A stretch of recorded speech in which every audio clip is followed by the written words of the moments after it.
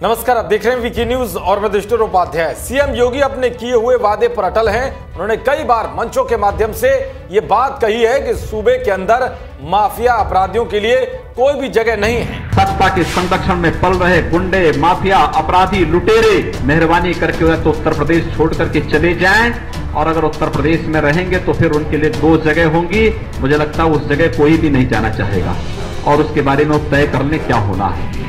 अपराधियों के खिलाफ प्रदेश सरकार के जीरो टॉलरेंस की नीति का ही परिणाम है कि आज अपराधी या तो जेल के अंदर है या प्रदेश छोड़कर भाग चुका है। सीएम योगी के रडार पर इन दिनों सूबे के सबसे कुख्यात माफिया अतीक अहमद और मुख्तार अंसारी समेत उसके करीबी गुर्गे हैं, जिन पर लगातार शिकंजा कसा जा रहा है। योगी सरकार की तगड़ी कार्रवाई से इन माफियों के गुर्गों की हालत ऐसी हो गई है कि इधर इनके आकाओं की आलीशान बिल्डिंगों पर योगी का बुलडोजर गरजता है, उधर ये अपने घर से सामान निकालकर भागने लगते हैं। एक बार फिर से माफिया अतीक अहमद के शूटरों के अवैध निर्माणों पर बुलडोजर गरजा है। दरअसल पूर्व सांसद और माफिया अतीक अहमद के शूटर भुट्टो के शहर स्थित बेली में रविवार को 50 कमरों के 2 मंजिला लॉज को बुलडोजर चलवाकर ध्वस्त करा दिया। बुलडोजर के साथ पहुंचे प्रयागराज विकास प्राधिकरण के अधिकारियों को देखकर लोगों की भीड़ जुट गई। वहीं दूसरी तरफ पूर्व में उसके करीबी रहे कम्मू और जाबिर के भी मकान पर बुलडोजर चलाकर आंशिक रूप से ध्वस्तीकरण की कार्रवाई की गई। हालांकि इस दौरान भारी संख्या में पुलिस फोर्स भी मौजूद रही। बता दें कि शनिवार को पीडीए की कार्रवाई यहां हुई थी। अधिकारियों ने कुछ हिस्से को गिरवा दिया था, उस दौरान विरोध भी हुआ था।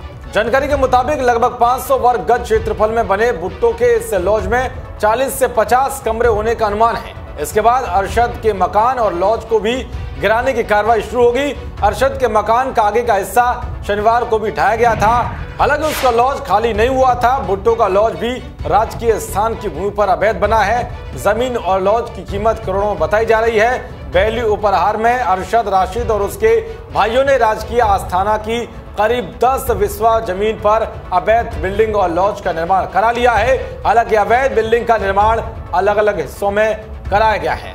उधर माफिया अतीक अहमद के चकिया स्थित घर को जमींदोज किए जाने के बाद से उसके गैंग के सदस्य भी खौफजदा हैं। लगातार हो रही कार्रवाई के डर से कई सदस्य अपने घर से सामान निकालकर खाली करने लगे हैं। इनमें अतीक अहमद के रिश्तेदार और इनामी आरोपी भी शामिल हैं। आपको बता दें कि अतीक अहमद के चकिया स्थित कार्यालय के बाद पुलिस और विकास प्राधिकरण ने अतीक और अशरफ का मकान जेसीबी लगाकर गिरवा दिया था। इसके बाद वैली में कार्रवाई की गई। लगातार हो रही कार्रवाई से डरे सहमे अतीक अहमद गैंग के 25,000 इनामी रिश्तेदार ने भी अपना मकान खाली कर दिया है। सूत्रों के मुताबिक कई मुकदमों में फरार इनामी बदमाश ने अपने परिजनों की मदद से घर के सभी बड़े सामान कहीं और शिफ्ट कर दिए हैं। उसे डर है कि उसके घर पर भी पुलिस प्राधिकरण के साथ बुलडोजर चलवा सकती है। इसी तरह धूमनगंज में भी अतीक गैंग के शूटरों में खलबली मची हुई है। यानी कि साफ है कि योगी सरकार की ताबड़तोड़ कार्रवाई से गुंडा और माफिया खौफ में है, क्योंकि आने वाले दिनों में एक एक करके सबका नंबर लगने वाला है।